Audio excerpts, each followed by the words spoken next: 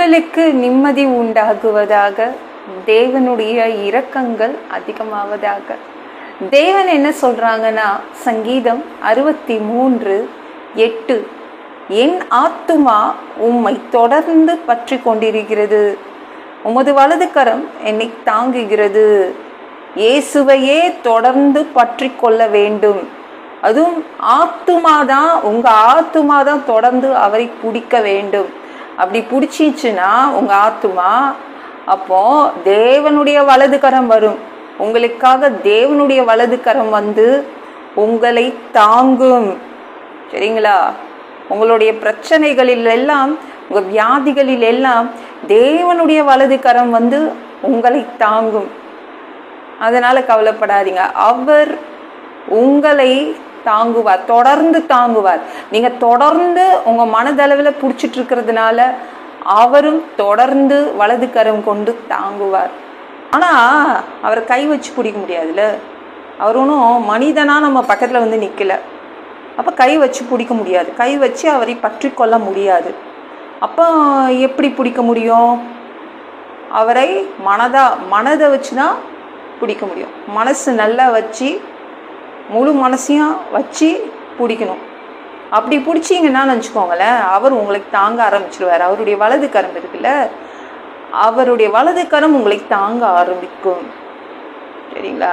வாயார போற்ற வேண்டும், அப்படியே வாயார புகழ வேண்டும், அப்படி இல்லை, நல்லா மனதார புகழ வேண்டும், மனதார போற்ற வேண்டும். அவரை அவருடைய எல்லாத்தையுமே முழு மனசோடு அவரை நீங்க பிடிச்சிக்கிட்டீங்கன்னா, அவரை நீங்க பற்றி கொண்டால், அவர் உங்களை தாங்குவார், ஏந்துவார், சுமப்பாருங்க. அவ்வளோதான். வேற ஒன்று ரொம்ப ஈஸி தான். முழு மனசு வச்சுக்கோங்க, அவர் மேலே முழு மனசை வச்சுடுங்க. அவர் வந்து உங்களை தாங்கிட்டே இருப்பார். ஒவ்வொரு நாளும் உங்களை தாங்குவார், ஏந்துவார், சுமப்பார். நீங்க குரங்கு பார்த்துருக்கீங்களா? அது குட்டியை அதான் சுமக்குதுங்க. குட்டி தான் அதை பிடிச்சிக்குது. அது எங்கே குரங்கு வந்து போயிட்டே இருக்கும், மரம் ஏறும். ஆனால் அந்த குட்டி என்ன பண்ணும்? அவங்க அம்மாவை டைட்டாக பிடிச்சிக்கும். அது மாதிரி தான் நாம் என்ன பண்ணோம்? மனதார அவரை பற்றி கொள்ள வேண்டும், மனசார அவரை பிடிச்சிக்கணும். அப்படி பிடிச்சிக்கிட்டீங்கன்னா அவர் உங்கள் வியாதியில் உங்களை தாங்குவார், உங்களுடைய கஷ்டத்தில், உங்கள் வறுமையில் அவர் தாங்குவார். நீங்கள் 1 சாமுவேல் 1:13 பாருங்களேன். அன்னாள் தன் இருதயத்திலே பேசினாள், அவளுடைய உதடுகள் மாத்திரம் அசைந்தது, அவள் சத்தமோ கேட்கப்படவில்லை. மனசுக்குள்ள இருந்து ஜெபம் வந்துச்சு. அன்னாளுடைய ஜெபம் மனசுக்குள்ள இருந்து மட்டும்தான் வந்துச்சு. ஆனா உதடு அசைஞ்சிச்சு, சத்தமே வரல. நீங்க 1 சாமுவேல் 1:12 எடுத்து படிச்சு பாருங்க. ஏலி அவள் வாயை கவனித்து கொண்டிருந்தான். என்ன, இந்த பொண்ணு ரொம்ப நேரமா ஜெபம் பண்ணுது, சத்தமே வரலையே அப்படின்னு அந்த பிரதான ஆசாரியன் அன்னாளுடைய வாயையே பார்த்துட்டு இருந்தான். இது எப்படி இந்த சத்தம் எனக்கே கேட்கலையே, இவ பண்ற ஜெபம் எப்படி கூரையை தாண்டும் தான் நினைச்சான் ஏலி. நீங்க பாருங்களேன், 1 சாமுவேல் 1:19 பாருங்களேன். கர்த்தர் அவளை நினைத்தருளினார். குழந்தைய கொடுத்துட்டார். குழந்தை இல்லாம ரொம்ப கஷ்டப்பட்ட அண்ணாளு.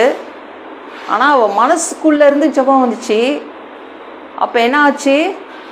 தேவன் நினைத்தருளினார். நினைச்சு பார்த்தாரா, அண்ணாளுக்கு குழந்தை இல்லை கொடுப்போம், தாங்குவாருங்க அவங்கள. நீங்க மனதார எது செய்தாலும் தேவனை மனதார புகழுங்க. மனசுக்குள்ள இருந்து அந்த ஜெபம் வரணும், மனசுக்குள்ள இருந்து துதி வரணும். மனதளவில் அவரை பிடிச்சுக்கோங்க. அப்படி நீங்க பிடித்து கொள்ளும் போது, அப்படியே பற்றி கொள்ளும் போது, விடாப்பிடியாய் நீங்க உங்க மனதார நீங்க அவரை பிடித்து கொண்டால், அவர் என்ன பண்ணுவாரு? உங்களை வலது கரம் கொண்டு தாங்குவார். இந்த வீடியோ பிடிச்சிருந்துச்சுன்னா மற்றவங்களுக்கும் ஷேர் பண்ண மறக்காதீங்க. கர்த்தர் தாமே உங்களை ஆசீர்வதிப்பாராக. ஜெபம் பண்ணலாமா? அன்பு பிதாவே, உங்க பிள்ளைங்க உங்க பாதத்துல வந்திருக்காங்க. அப்பா, உங்க பிள்ளைங்க உங்களை உறுதியாய் பற்றி கொண்டு இருக்கிறாங்க, விடாப்புடியாய் உங்களை பிடிச்சிட்டு இருக்காங்க. கையை வைத்து பிடித்துக்கல, மனதை வைத்து பிடிச்சிக்கிறாங்கப்பா.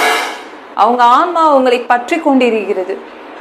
அதனால நீங்க உங்க வலது கரத்தை கொண்டு உங்க பிள்ளைங்களுடைய குடும்பத்தை தாங்குவீங்க, அவங்க வேலையை தாங்குவீங்க, அவங்க வியாபாரத்தை தாங்குவீங்க, அவங்க பிள்ளைங்களை தாங்குவீங்க. அப்பா, நீங்க உங்க பிள்ளைங்களை ஏந்துவீங்க, சுமப்பீங்க. அதற்காக நன்றி. எல்லா பொல்லாத பிசாசுகள், ஏவல்கள், மந்திரங்கள், தற்கொலை ஆவிகள், பயத்தின் ஆவிகள், பலவீனப்படுத்துகின்ற ஆவிகள் எல்லாம் இயேசு என்ற பெயரினை கொண்டு துரத்துகிறேன். ஓடிப்போ. உங்க பிள்ளைங்களை ரத்த கோட்டிக்குள் மறைச்சிக்கோங்க, பரிசுத்த ஆவியா நிரப்புங்க, ஞான ஸ்நானம் எடுக்கணும், ரட்சிப்பீராக. இயேசுவின் காயப்பட்ட தழும்புகளால் எல்லா வியாதிகளும், எல்லா பலவீனங்களும், கேன்சர் போன்ற வியாதிகளும் சரியாகுவதாக, மரணப்படுக்கைகள் சரியாகுவதாக. மனுஷனா பிறந்தா ஜீவ புஸ்தகத்துல பேர் இருக்கணும். அப்படி இல்லைன்னா அந்த மனுஷனை பிடிச்சி நீங்க நரகத்துல தள்ளிடுவீங்க. தீ எரிகிற இடத்துல எப்படி போய் வாழ்றதுப்பா? நாங்க பரலோகத்துக்கு வர்றதுக்கு தான் ஆசைப்படுறோம். சாமி, அடிச்சு உதச்சி திருத்தி எங்களை பரலோகத்துக்கே அனுப்பிடுங்க.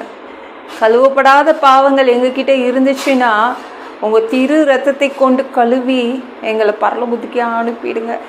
எந்த ஒரு இமைப்பொழுது நீங்க வருவீங்கன்னு இயேசுவை வணங்கி வணங்கி காத்துட்ருக்கோம். சுத்தமாக வாழ்ந்து வாழ்ந்து காத்துட்ருக்கோம். அந்த ஒரு இமைப்பொழுதுல உங்களுக்கு ஒப்பான உடம்பு எங்களுக்கு கொடுக்கப்படும். அதை பெற்றுக்கொண்டு மதிய வானத்தில் உங்களை சந்திக்க வருவோம். அந்த தருணத்தை நாங்கள் இழந்துடக்கூடாது. ஒரு மனிதனால் சுத்தமாய் வாழ்வது கூடாத விஷயம். அதற்கு கூட உங்கள் உதவி கேட்டு வந்து நிற்கிறோம். 7 வருடம் அந்த கிறிஸ்து ஆட்சியில் விட்டுட்டு போயிடாதீங்க. பிசாசு நடத்தும் ஆட்சியில் விட்டுட்டு போயிடாதீங்க. 3வது தடவை கூட இந்த பூமிக்கு சொந்தக்காரராக, ஓனராக வருவீங்க. இங்கே தங்குவீங்க. 1000 வருடம் இங்கே தங்குவீங்க. 1000 வருடம் இங்கே ஆட்சி செய்வீங்க. அந்த பொற்காலத்தை பார்க்க ஆசைப்படுறோம். எல்லாவற்றும் ஒப்பு கொடுக்குறேன். இயேசு மூலம் ஜெபம் கேளும் பிதாவே. ஆமென். நாளைக்கு பார்க்கலாம்.